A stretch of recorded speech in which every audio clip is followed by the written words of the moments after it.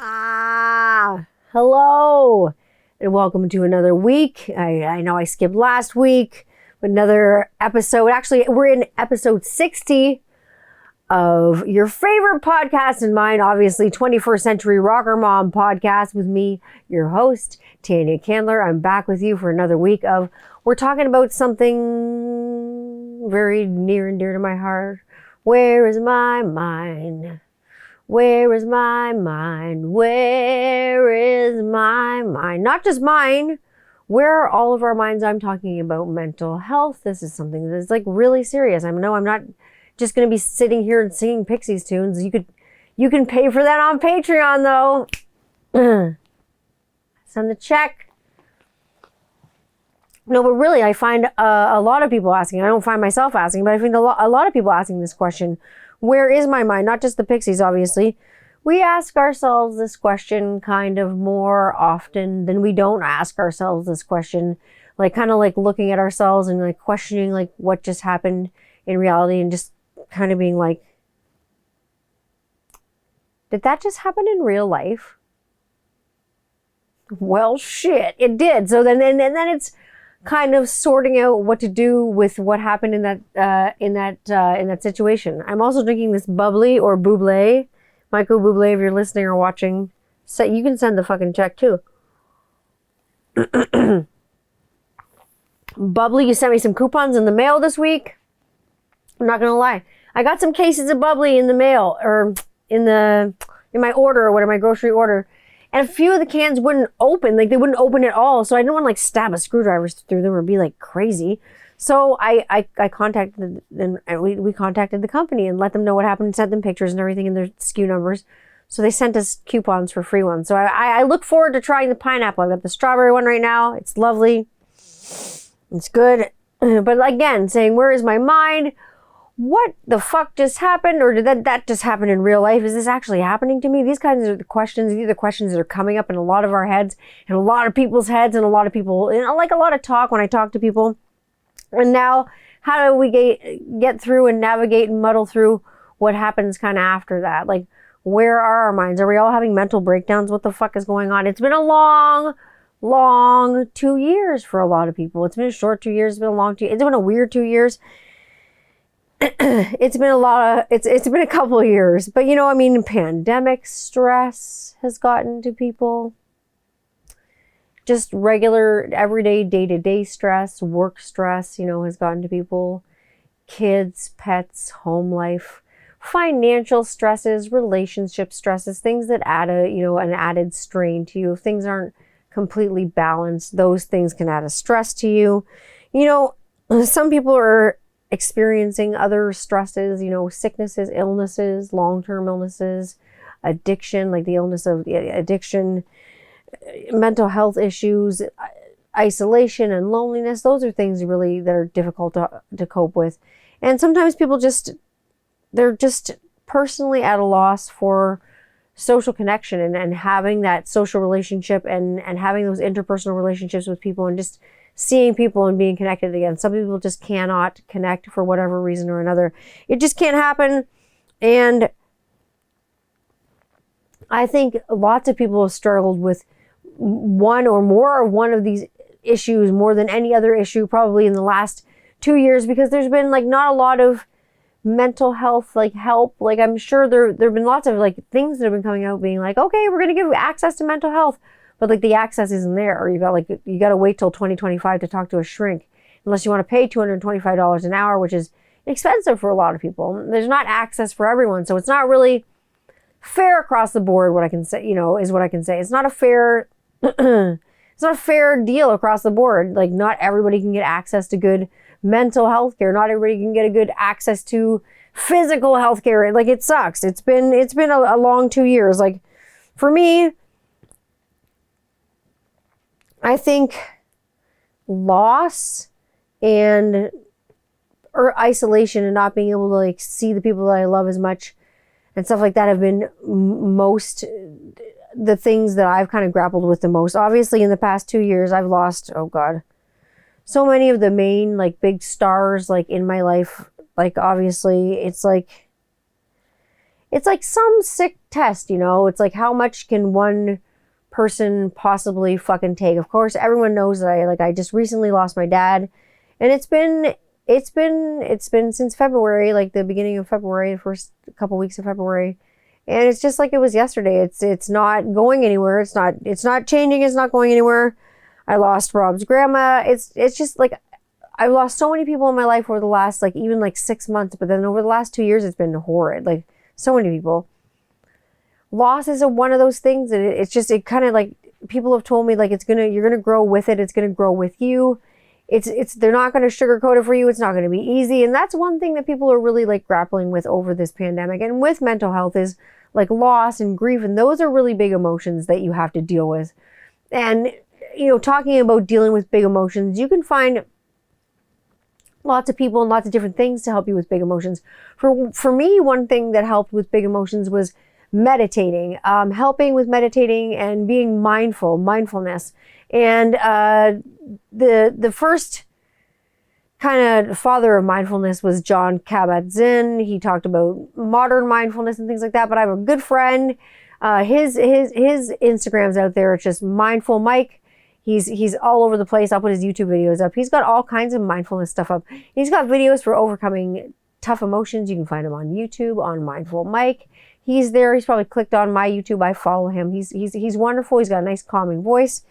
He knows how to calm it down. He knows how to keep you mindful. He's a mindfulness coach. So you can catch him on YouTube, and you can catch him like on Instagram too. He has lots of, you know, appointments. He can come talk at your work, teach you, you know, corporately how to be more mindful. Like a lot of offices could really, I'll put it this way.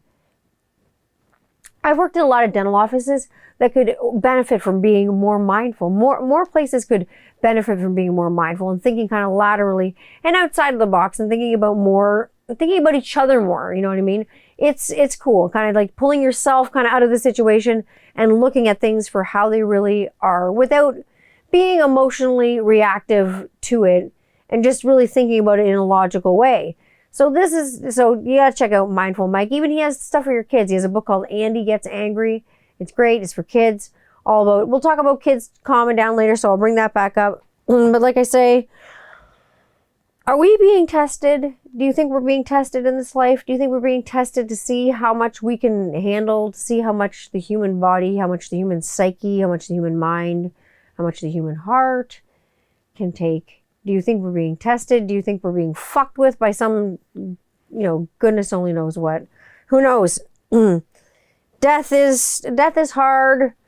Grief is hard. Loss is hard. I don't want to say it's impossible because obviously it's possible. We're all touched by it. I'm still sitting here with you. I'm still around. I'm still here with you. We're all touched with it in some way, shape, or form. And like I say, it was a hell of a week last week, so I decided not to do the show. There's lots of shit going on. That is getting itself sorted out. But like I say, these things are very hard to deal with, and it's hard to navigate these waters when you don't really have like a compass to do so, when you don't have a how-to manual on how to do these things. How do you do these things? You talk to people that have been through these things before, and you get to know things through kind of their eyes, and then all of a sudden you'll see things through different eyes. Like things just, you know, they come in waves. Like I've talked to a lot of people and they say grief comes in waves, and it definitely does. Definitely comes in different ways. But you can still laugh, you can still be okay, you can still smile. It's okay. Just because you lost someone that you love, it doesn't, like, they're gonna want you to smile. They're gonna want you to stick around. Losing people we love is like it's one of the most difficult things that we always, you know, we'll have to go through in life, is, you know, outliving anybody and having to go through that loss. Grieving is hard, but also grieving the loss of social connection. A lot of people have lost a lot of social connection due to this pandemic. We've had to, whether there's been rules self-imposed or by the government, whatsoever, there's been rules, there's been a huge loss in social connection, where it be like, you know, concerts and festivals and markets. We're just kind of getting things going now, and I don't know if they're ramping up or they're ramping down. I don't know what's going on right now. Like hopefully it's ramping up a little bit and things will be okay. People will, you know, put a mask on, be careful. People are being pretty good, so that's cool. But like I say, a lot of losing social connections hard, because when you go to these things, it's like you want to go up to the person. Like I'm a hugger, so like I want to go up to someone and just like give them a big old hug, like, but you can't do that anymore. It's so weird. Or you'll like go to the hospital with your kid and you want to shake the doctor's hand, but you're just like, you can't. It's just not how you roll anymore. They don't want to, no one wants to be fucking near anybody. And like everybody's a fucking plague rat. Everybody just stays the fuck back. So that's kind of like what it's like. But you know, I'm a hugger. I like to like make it fucking like weird. I want to give you a hug. I want to rub your back. I want to make you my best friend. But like seriously, I love hugging. So it's hard. My good friend Alex, actually, he hosts a podcast and he produces it. It's a wonderful podcast. It's everywhere. You could listen to podcasts. I've had the honor of guesting on it before. It's called Social Animals Podcast, and it kind of examines social relationships and the interpersonal relationships between people and those sorts of connections and all kinds of like interesting questions about relationships and social connections and things like that. And it really puts an emphasis on how important those social connections are. Now, Alex has graciously agreed to appear on the show, so we will be having him on, you know, soon. I can't wait to have him on because he is like my bass playing buddy. Like, we obviously we met through podcast stuff, and him and his wife are like two of the coolest friggin' like people I've ever like met on the internet. And then they're down the road. They're Canadians too, so which is cool. And so it'll be great to have him on the show. And we'll get to talk bass and everything, you know, fucking cool. He's got a lot of great things coming up. But I mean, if you can get onto a good podcast, you want to hear good podcasts, oh my God, listen to Social Animals. Social Animals is on, not just the one that I'm on. All of Alex's shows are absolutely they're fascinating. I listen to it every week. Social Animals is on my playlist. I listen to it every single week. You can find him at Social Animals Podcast on Instagram. Anywhere you can find podcasts, anywhere you can listen to it. Like, I would highly encourage you to have a listen to Social Animals. You'll like Alex. He's got a great voice. He likes to look at stuff and look at the reasons and see that we really are social animals. He's right. I'll be having that bass playing bro on the show soon. So I look forward to having him on, because he's definitely one of my favorite people to shoot the shit with. I love shooting the shit with him and, you know, bass talk. And if you like music and, you know, you'll like Alex. He's a straight up dude. You'll like him. Now, on to some fun things. Things that make you go boom. Things that make you go breaking points. What's the fucking straw that breaks the camel's back? Now, we're gonna address this, because why wouldn't we address the slap heard round the world? The slap heard round the world. Oh my God, the slap heard round the world. Everybody heard the slap. Ow! I didn't even watch the show when I heard the slap heard around the world. It's been all over Facebook. Shall we talk about this? Shall we? It's past April Fool's Day. Everyone knows it's not a joke. It's past Rex Manning Day. That was April 8th, you know, at Empire Records. So, I mean, everyone's still talking about the Oscars because Will Smith's now been, like, banned and barred and, you know, just put on every bad list in the world. And it's been all over Facebook. It's been all over Instagram. It's been on every meme. Everybody's talked about what happened with Will Smith at the Oscars and what happened with him and Chris Rock and the slapping and the slap heard around the world. Now, I'm not going to address like what happened. I'm not going to address violence. I'm not going to address what I think about it personally. All I'm going to address is raw, like emotion, what I saw, emotion, only emotion. That's all I'm going to address. I'm not going to say whether I thought it was right. I'm not going to say whether I thought it was wrong, because I don't think people like me should be leading the charge on educating what's right and wrong in that situation. I don't think that it's my place to do that. So I'm not going to do that. I will tell you what I did see. I'll see, you know, I see trauma. Just me. I see lots of trauma here.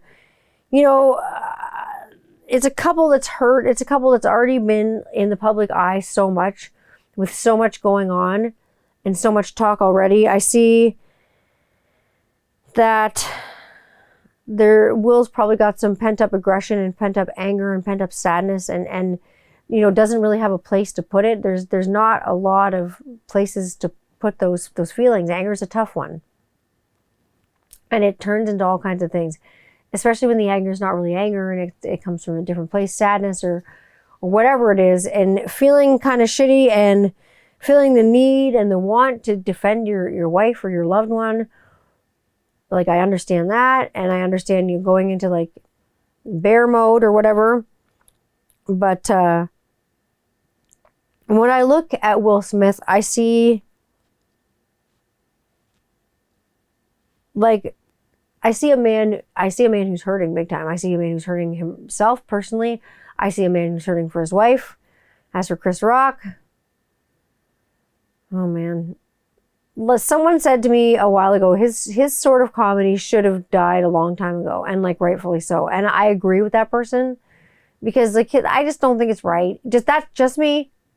And I agree, like I say, I agree with this person. So maybe it's not just me.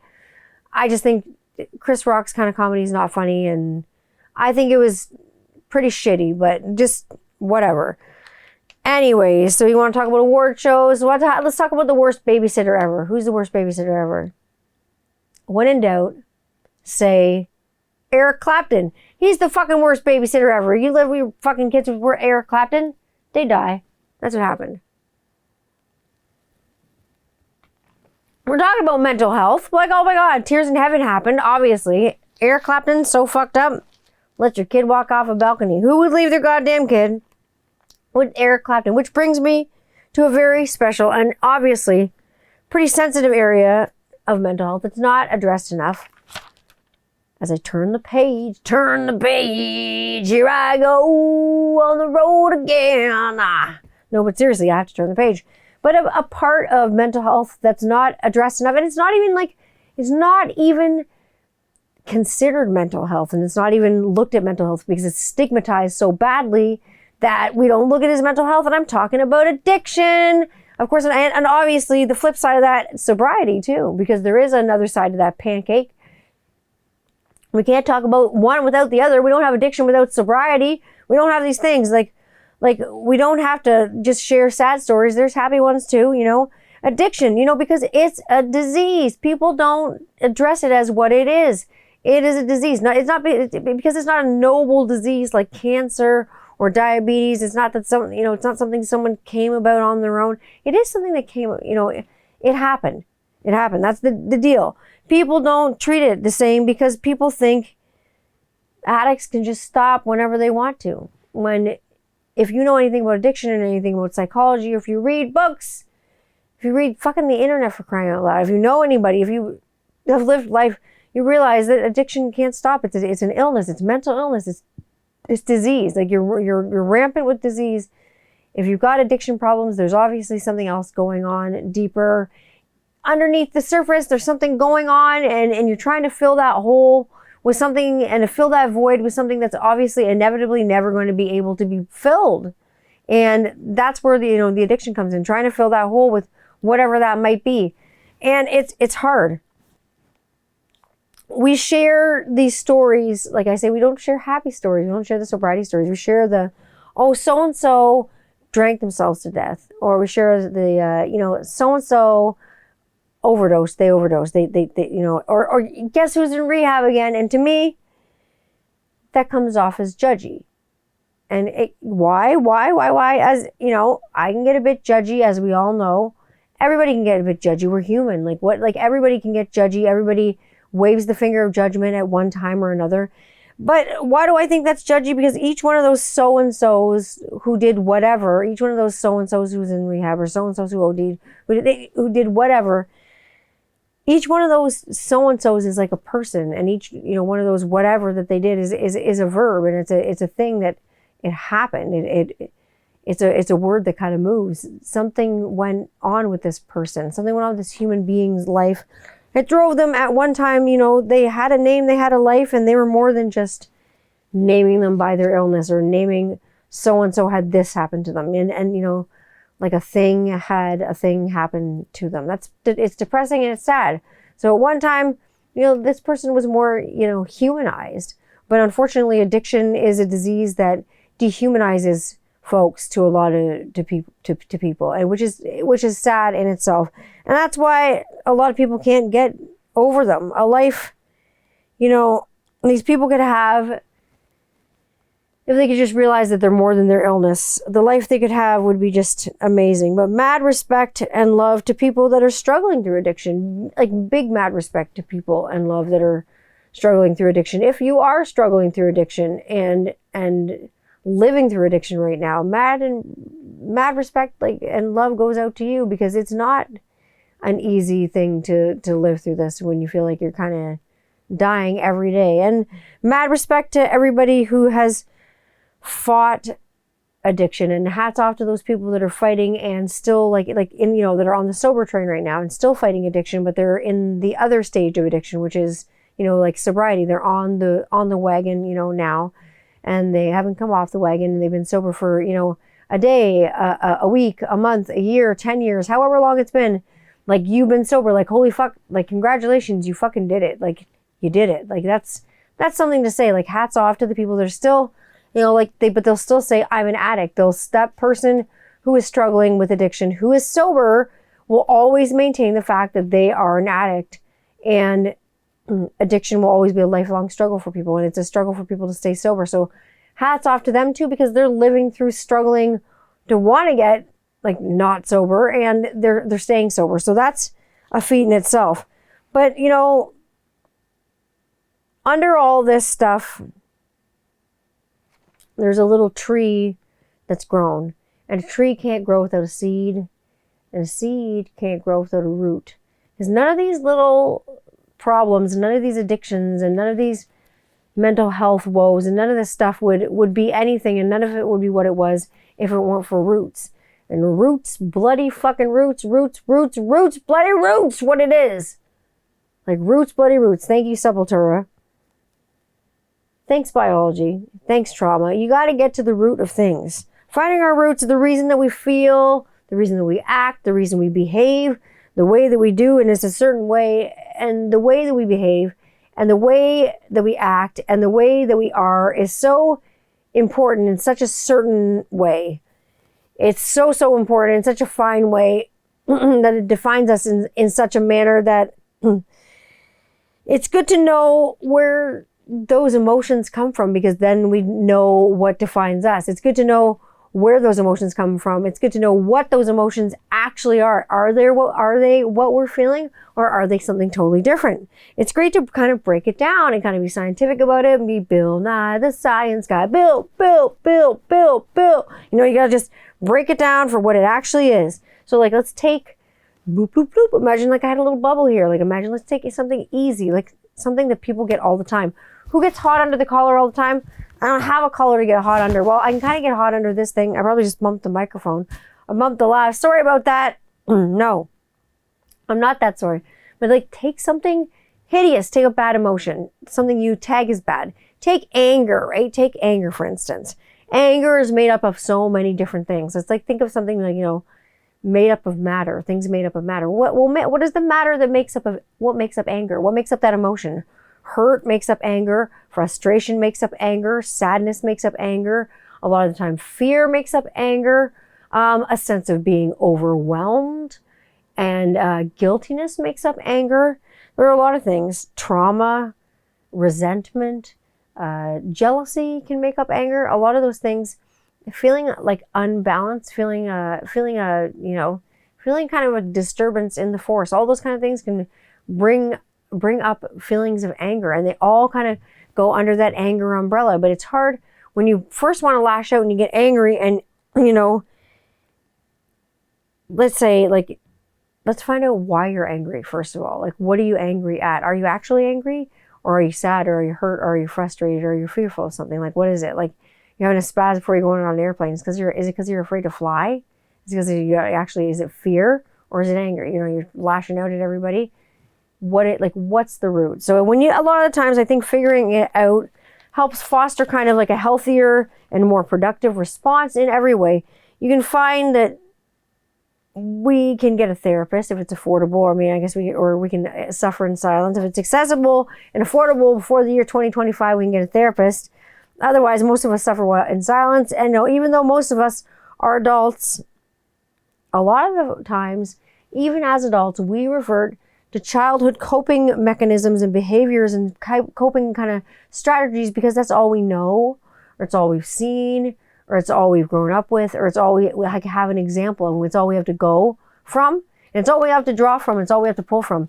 So we don't have a lot of space to make for these things that are very adult, and we only have childhood space to make for these things. So a lot of times we can't deal with them like adults, and we don't deal with them effectively, which sucks.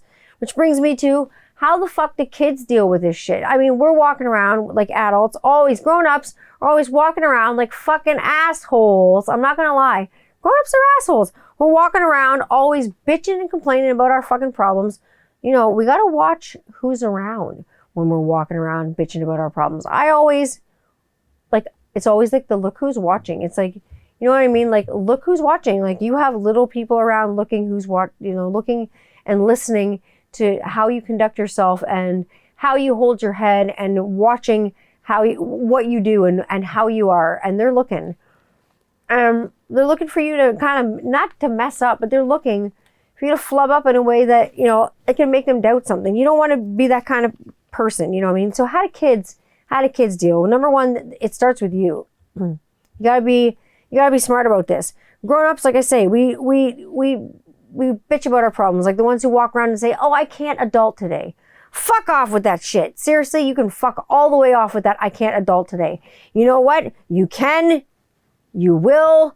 Your parents adulted, your grandparents adulted, everyone adulted before you, all the adults that came before you adulted. You need to simmer the fuck down and sit the fuck down and move out of your fucking parents' basement and adult your goddamn self. As parents, how do we keep our kids healthy mentally? How? I'll tell you. We help our kids with the big emotions. There are a few things you can do, and I've got them written down. How do we help them with the big emotions and help kids?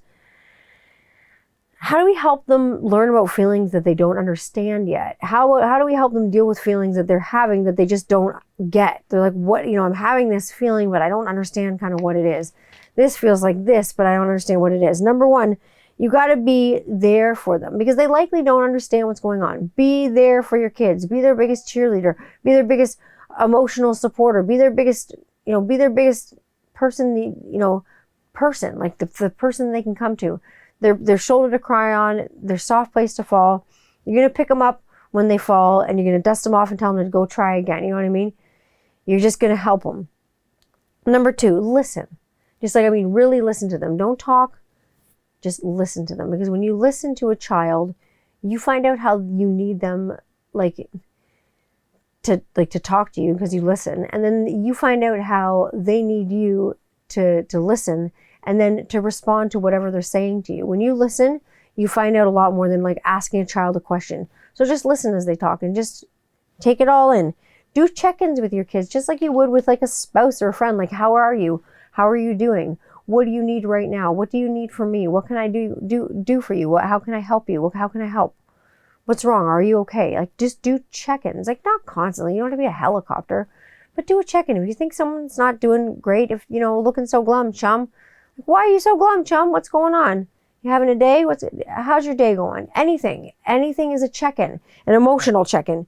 Mindful kids, like I say, mindful kids in yoga, doing things that are like aggressive, not passive with kids, doing things like going out and do yoga, going and doing martial arts, doing BJJ, like Brazilian Jiu-Jitsu, doing mindful exercises. Like my friend Mike, he has a book called Andy Gets Angry. There are breathing exercises you can do with your kids. We do mindful kids. They're cards, mindful. They're like a mindfulness card, and you pick one, and one's doing a mindful flower and imagine a flower blooming. One's doing a hot chocolate, doing breaths and kind of blowing out the birthday candles.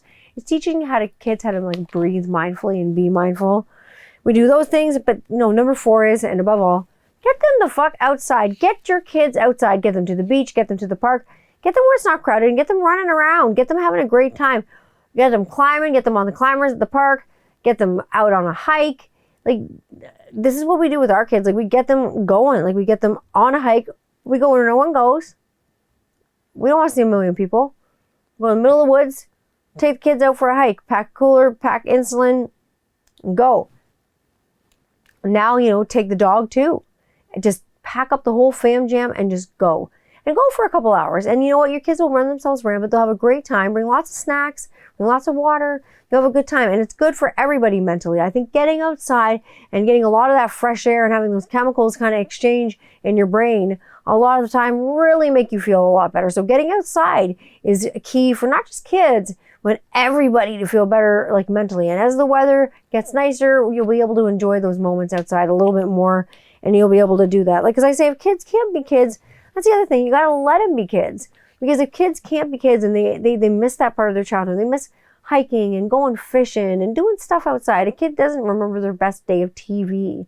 They remember their day of playing video games. They remember their best hike or going fishing with so-and-so, or going on, whatever. Like, my kids will remember they're little, going on my dad's boat. Like, those are the things that the kids remember, like going fishing with so-and-so, or going, canoeing with so-and-so, or swimming in so-and-so's pool. Like, just doing things like that. We had a kid, I remember, I was real young.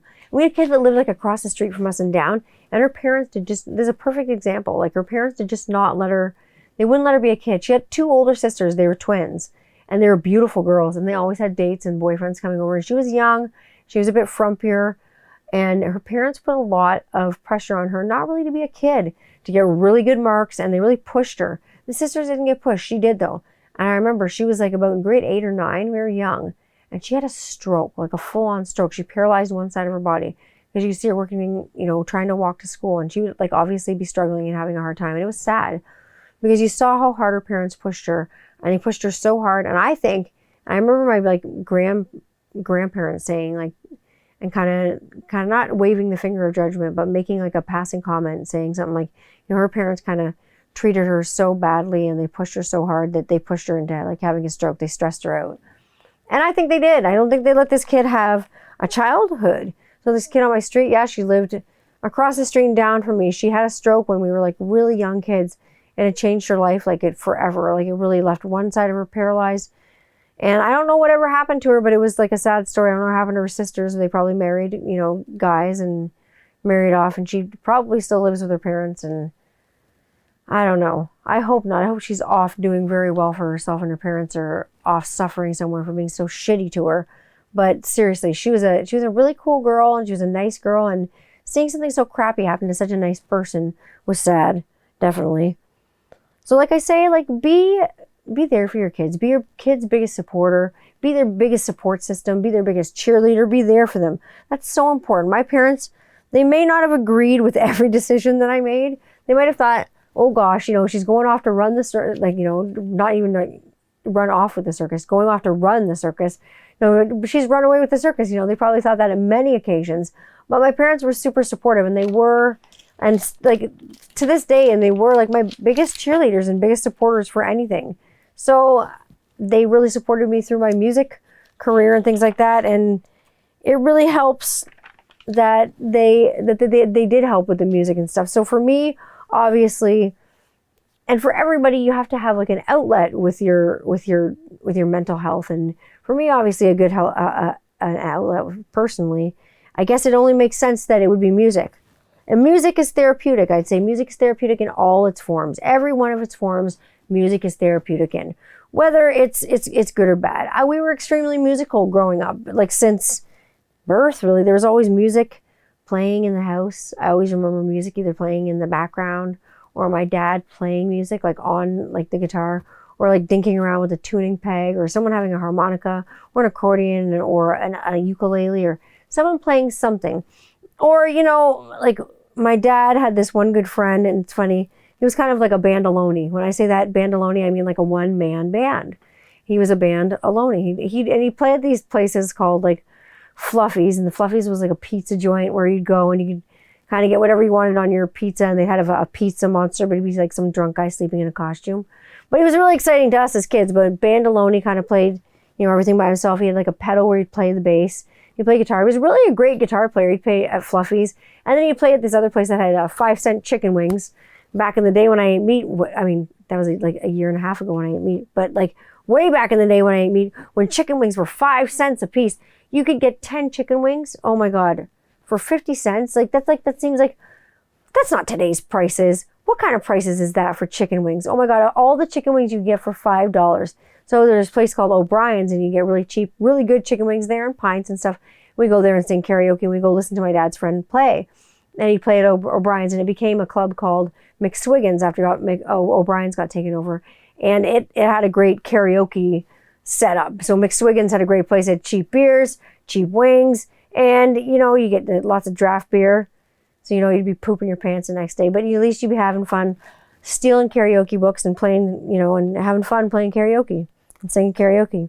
So I'm telling you, whether it was listening to music and going to karaoke I also went to karaoke, not just like with McSwiggins. I went to karaoke a lot at a place called Fatty Patty's, which we all call Ribsters as well. But Fatty Patty's was a karaoke staple for me for years. And that was therapeutic. Singing and getting the karaoke out, getting your karaoke on sometimes is really therapeutic for you. Ask anybody. Ask your friend. Everyone who has a friend who really likes karaoke or owns a karaoke machine or like secretly does karaoke or be like, hey, I'm having a party. Want to come over? And like they get drunk and they bring out the karaoke machine. Everybody has that friend. I know you do. Don't lie to me. Maybe you are that friend. Maybe you can't lie to me because you are that friend. You're the karaoke friend. I would be the friend who busted out the karaoke machine any day. But I used to do karaoke like every week when I used to, like way back in the day. This is way back in the day. This is before kids and when I used to drink like booze and stuff like that. So this is way before before the straighter edge days there, you know. So it's, you know, it's all therapeutic. I'm not going to lie. Whether it's listening to music, like I say, or performing it, making it, writing it, it doesn't matter. I'm here for all of it. I love it. I think some of my best performances and concerts and things like that have just been like me diddling around and dandling around on my guitars and stuff like that for family, me jamming with my dad, or me playing a song for my mom on piano, or me like playing something for like my partner, or me dicking around with the kids or something like that, you know, or just playing something with friends, like jamming with a friend or something like that. Those are when the musical magic moments kind of happen, you know what I mean? That's when lighting in a bottle happens. Those are the best musical moments for me. Sure, I've had lots of great performances and lots of great musical moments like on stage with like people that are like big and big famous and stuff like that. But the times in my life for music, for me, that's therapeutic, that really stands out for me, that will always be near and dear to my heart, will be the ones where I'm jamming with family and that I've got a small, like you say, audience. And I think it's great. I think it's good, bad. Music makes us feel all the feels, and it's cathartic. Like I say, whether it's a good way or a bad way, it gets it all out. So it's cathartic and it's good for you, and you should get it all out. Like I say, you have no idea how many times I sat up in my teenage bedroom. And if you ever had the joy of being in my teenage bedroom, you'll remember all the posters, the whole posters, the Nirvana posters, all the different stuff cut out from Hit Parader and all the rock magazines. And, you know, there's Beach Boys pictures. It was a little mishmash of everything. And I had my stereo system set up, lots of stuff going on in there, my amp. If you've been in my teenage bedroom before, like I say, you're welcome. Probably got yourself a lotion massage. Talk about that on a different show. A different show for a different time with a different guest. We won't talk about lotion massages on this show. But just so you know, lotion massages were a thing. I will explain later. But anyway, I'd sit up there with my Christmas lights and I'd be crying over some guy. And I'd be listening to Fade Into You by Mazzy Star. And it's like I was 19. And at the time, sometimes I'd lost, you know, a boyfriend. But then I remember losing at the time in 19, like two really influential people and stars kind of in my life. I lost my dog. And then I lost my Oma, who was my mom's mom, who was like very influential in my life. She was like another mother to me.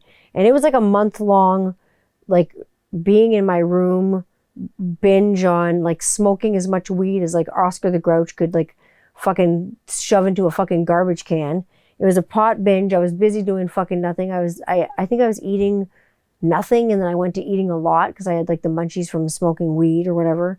But really, I wrote a ton at the time. I played a lot of music. I had, you know, like keyboard, my guitar and everything there with me. So and then when no one would be home, I would go downstairs and I played piano, and then I'd hightail it back up to my room because I wouldn't want to see anyone. I was depressed. I was bummed out. It was a bad time. You're 19 years old. You don't know what to do. You just lost one of the most important people in your life.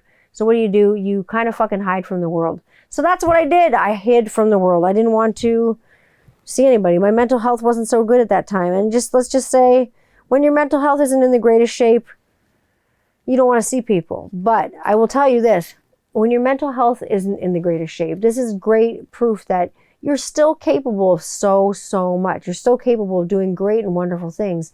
Sometimes you just don't realize with it, and you grapple with it in your head, and you don't realize that you can do it. But this is, living proof to tell you that you can. I wrote a whole album that year, and I've never put it out, but I've recorded it. But I wrote a whole album that year, just being unproductive, being kind of in my room doing nothing. I'll tell you, not too long ago, this is interesting because I wanted to talk about mental health and when getting help, because a lot of people haven't been able to get help because there's been no access to it. But people have gotten help. Some of them have gotten help to good avail. Some people I know have gotten help to no avail and bad avail, because I was watching an interview after I talked to somebody. They told me that they'd had a bad experience with a psychiatrist. And I was watching an interview with David Lynch, and he was talking about himself and how the interviewer, the guy who's interviewing him, the reporter asked, have you ever been to a psychiatrist or a psychologist or a head shrinker or a shrink or anything like that ever before? And he said, yeah, actually I have. And he thought that he had, after a long discussion with the clinician, he decided that being on medication would kind of dumb down his sense of who he was and kind of get rid of kind of like the Lynchian universe, which I don't not agree with David Lynch, because I couldn't imagine the mind of David Lynch fouled by any kind of substance whatsoever, because it's so brilliant as it is. So David Lynch, for a lot of people, it gives them an element of creative constipation. Can you still work with all that stuff on board, or can you not? It makes, the taps turn off and then you can't work anymore. It's dicey for a lot of people, because for certain people, it's like Russian roulette. Like, do you push yourself almost to the brink of insanity so you can still achieve that brilliance? Or do you dumb that brilliance down so you can get less insanity and craziness and keep yourself well? What do you do? David Lynch himself said that he opted for the craziness and the insanity. I think that's why he is the way he is, and I think that's why Twin Peaks is so good. And I will never argue with David Lynch about him not seeking mental health, but mental health help rather. But I mean, if you are the person who feels like you need to talk to somebody, or you need to get on mental health medication, or you need to get on a mental health website, or you need to get a mental health guru, do so.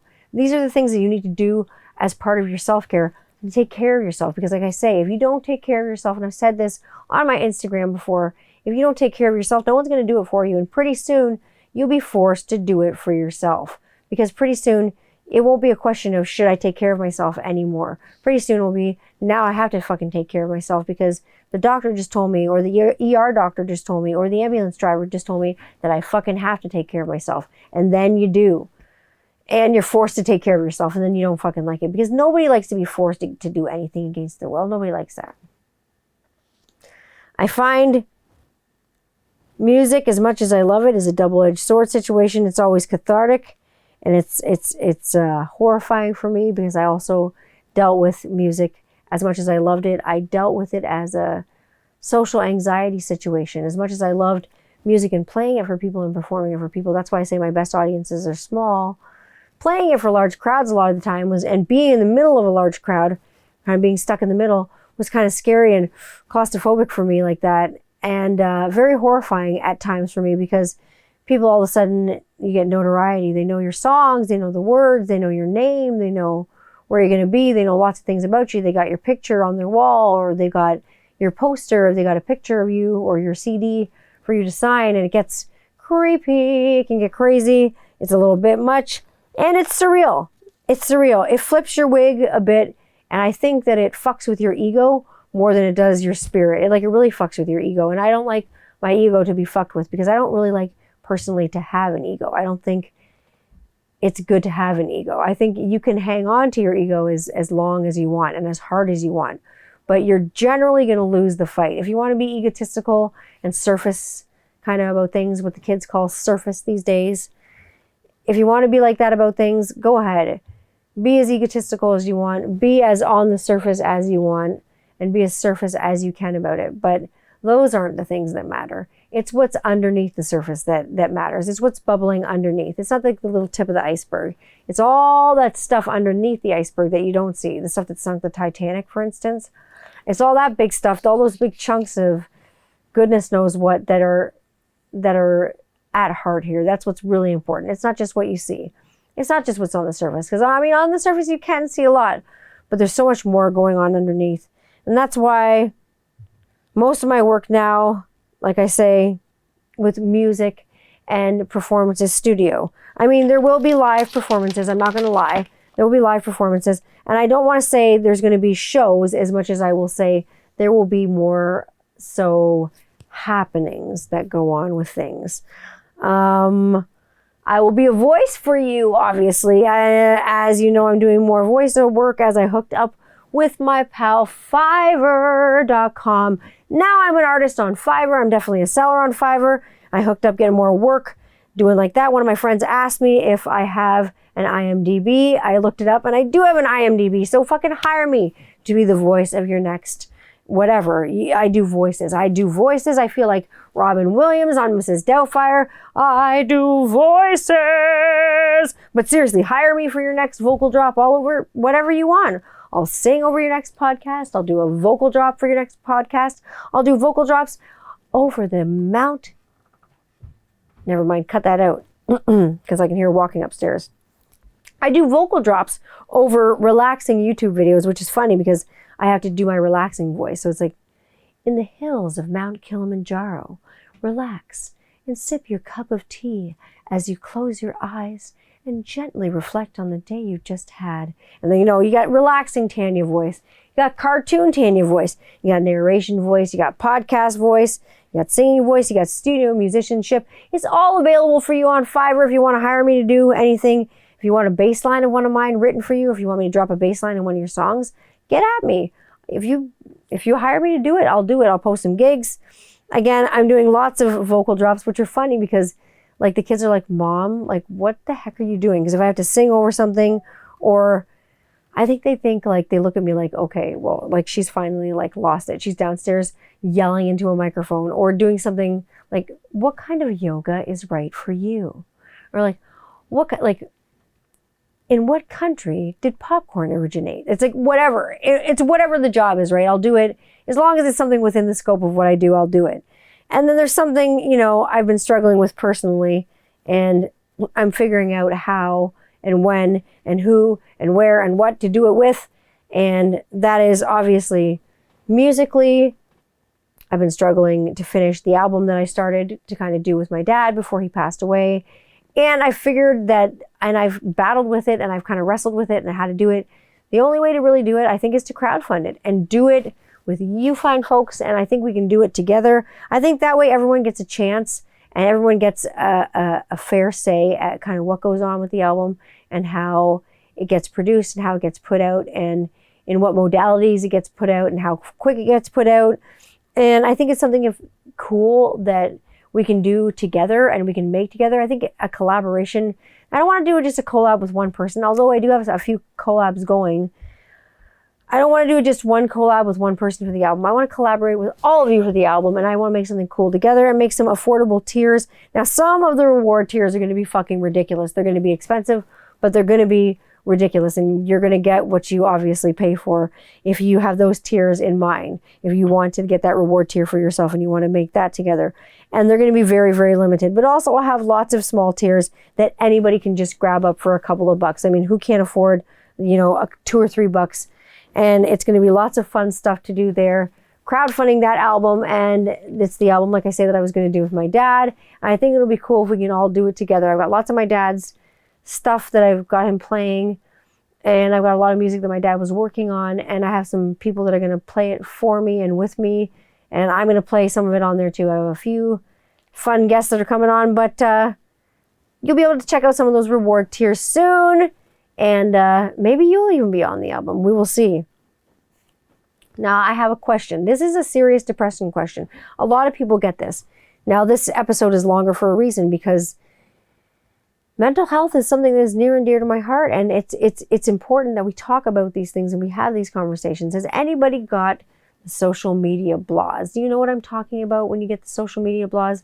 Some people get the social media blahs. I've been fine, but I think between a lot of people with like the news and the horror of actual reality and what actually is going on in the world, and then being inundated like from multiple sources of like social media outlets, I think multiple information sources, multiple friends talking about different things. You know, like there's Twitter's going, Instagram's going, Facebook's going, your mom's texting you, your friend's texting you, this person's texting you, you've just gotten in a fight with so-and-so on the internet. You know, it's ridiculous.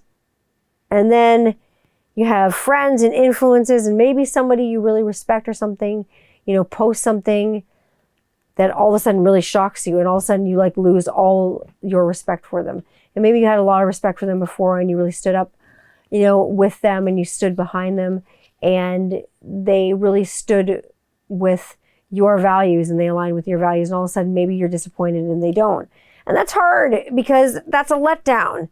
Someone you really respect like let you down. And it's hard when you find out that people are human and people are going to let you down, and that's the way that it's going to be, and you're going to have to just navigate and muddle yourself around it. I say conversely, sometimes you make a post that you are super proud of, or you make a reel, or you make like a TikTok video or something like that you're super proud of and you spent a lot of time on and you feel either very strongly about, and or you feel like you spent a lot of time on it, you did a really good job, and then you just don't get the reception that you feel that you should have got. You don't receive, it's not received warmly, or perhaps it's received in a negative fashion, in a negative manner, it's received negatively. And you can't jive with that. It happens to all creators. And again, like I'm going to say, it's what we do with it that counts. We could hold on to it. You could hold that in your hand and strangle it the fuck to death, and we can get offended, or we can choose not to react to it. We can laugh at it, or we can let it pass by looking at it for kind of what it is and kind of stepping outside the situation, looking at it for what it is, and then just kind of letting it go. Because like honestly, use it as a learning experience. Use it as a learning experience. What would Tanya do? I'll tell you what Tanya would do in this situation. I would choose the option, my friends, of letting it pass. Like my friend George Harrison said, all things must pass. And not like I'm saying, for some people, a lot of things don't pass. Not everything passes, but all things kind of must pass. Let those kind of things go. Those little things that are just nattering at you, step back, take yourself out of the situation and let them pass away. Let them go. Let them be as they are. But like I say, for some people, a lot of things don't just pass away, and some people do pass away. For some people, seemingly, things do not pass away. And I'm talking about succumbing to mental illness. And trigger warning, I'm talking about suicide. We're going to talk a little bit about that, because suicide is something that is on the forefront of a lot of people's minds. I've personally dealt with, not for me, but I've dealt with suicide and having people I know succumb to their illness and succumbing to suicide and succumbing to sadness, and that kind of taking over and having to navigate through those situations. And those situations, like I say, are not easy. And assisted suicide has been legal here now for quite some time for people that are suffering with long-term illness where there's no quality of life, there's no quantity of life. It's chronic illness that is not going to get any better, that is just literally a depreciation of the person's life and depreciation health-wise for the person. So legally assisted and doctor and nurse assisted suicides have been a thing here for quite some time. We're just getting legislation, and now that mental illness, assisted suicide for mental illness, and people that are struggling with mental illness who have wanted to have assisted suicide are now being going to be faced with that option. And that option is going to be presented to the people who need that option presented to them. And we're going to have that in Ontario. And I think people are quick to judge here because a lot of people are really suffering with chronic illnesses that do lead to suicidal thoughts and feelings and ideations. And I don't think that people realize that being suicidal for a lot of people is not that they're going to go kill themselves, and it's not a verb. It doesn't mean that it's going to happen. It's not an action. I think that being suicidal for a lot of people is just a feeling.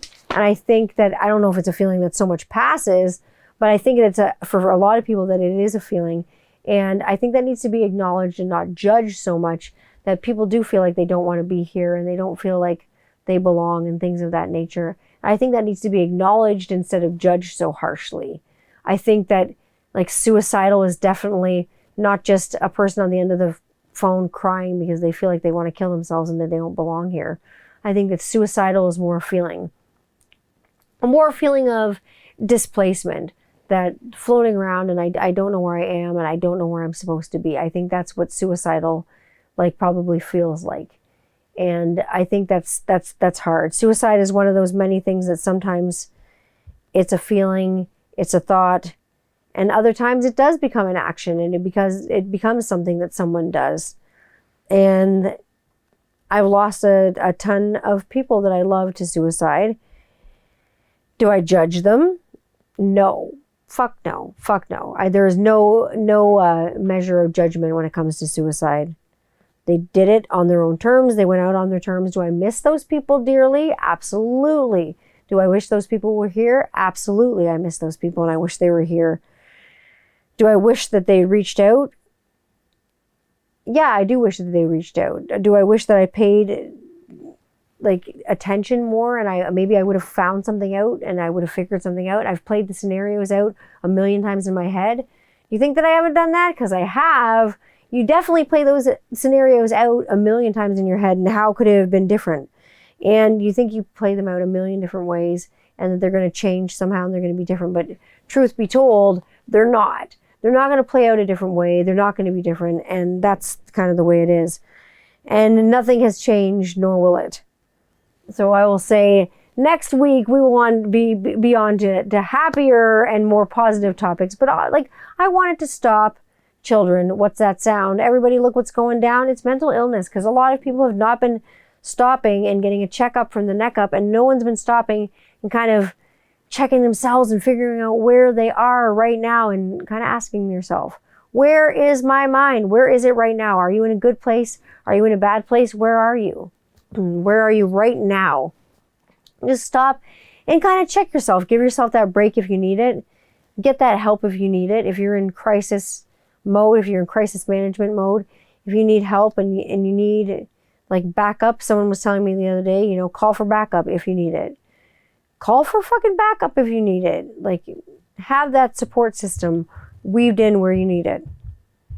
If you need me as your support system, you know where I'm going to be. I'm going to be at 21st Century Rocker Mom on Instagram. I am at Tanya Candler, bitchin' and witchin', like as always. On Instagram, you can find me at YouTube, on YouTube, at Tanya Candler Channel. I'm always on YouTube. You can find this video will be uploaded there as well. You can find me anywhere you stream. Anywhere you stream, you can find my podcast. You can also find me right here on 21st Century Rocker Mom podcast.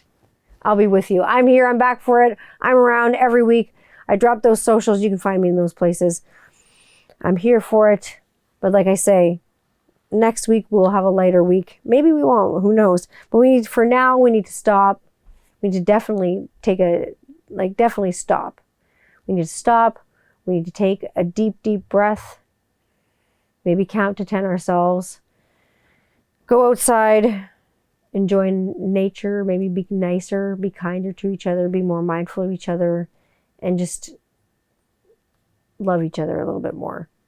Until next week, leave you with that. I am your host, Tanya Candler, for another week of 21st Century Rocker Mom podcast. It has been a delight being with you this week, as it is every week. I love you. Take good care of each other. Adios, amigos.